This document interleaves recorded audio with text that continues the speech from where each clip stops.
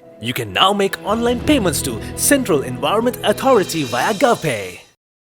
போர் முடிவடைந்து 16 ஆண்டுகள் சென்ற பிற்பாடும் பாதுகாப்பு அமைச்சுக்கு மிகவும் பெரிய தொகை 455 பில்லியன் ரூபாய் மொத்த வரவு செலவு திட்டத்தினுடைய 10.26% ஒதுக்கப்பட்டிருப்பது எந்த விதத்தில் அதை நியாயப்படுத்தலாம் என்று நான் உங்களை கேட்டுக்கொள்கிறேன். இந்த நாட்டில் சமாதானத்தையோ அல்லது இந்த நாட்டினுடைய பொருளாதார அபிவிருத்தியோ ஏற்படுத்துவதற்கு எந்த விதத்தும் பங்களிப்பு செய்ய போவதில்லை என்றதை இந்த சந்தர்ப்பத்திலே நான் உங்களுக்கு தெரிவித்துக் கொள்ள விரும்புகிறேன். நிதி ஒதுக்கீடு செய்து அதனை செலவழிப்பது மாத்திரம் மாற்றத்தை ஏற்படுத்தாது.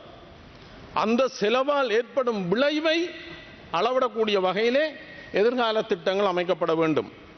நாடு நிலைபெறான பொருளாதார வளர்ச்சியை அடைய சமூகத்தில் காணப்படும் பாரிய ஏற்றத்தாழ்வுகள் நீக்கப்பட வேண்டுமானால் பொருத்தமான முதலீடுகளை நாட்டுக்குள் கொண்டு வர வேண்டும்.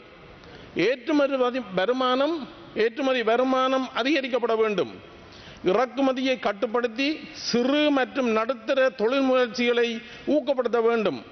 அதற்கான மானிய வசதிகள், அதற்கான தொழில்நுட்ப வசதிகள், இலகு கடன் சேவைகள் மக்களுக்கு ஏற்படுத்தி கொடுக்கப்பட வேண்டும். உங்களுக்கு தெரியும், எங்களுடைய பிரதேசத்திலே மீளக்குடியேறுகின்ற மக்களுடைய பெருந்தொகையான காணி இன்றும் பல திணைக்களங்களின் கைகளில் இருக்கின்றது.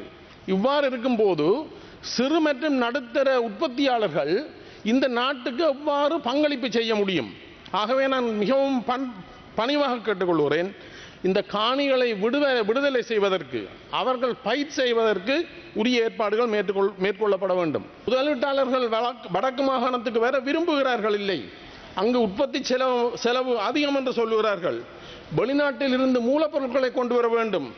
ஆகவே நான் உங்களை கேட்டுக்கொள்வது, இந்திய அரசாங்கத்தால் தர இருக்கின்ற அந்த 63.5 மில்லியன் டாலர்ஸ் நிதியை பயன்படுத்தி காங்கேசன்துறை துறைமுகத்தை அபிவிருத்தி செய்யுங்கள்.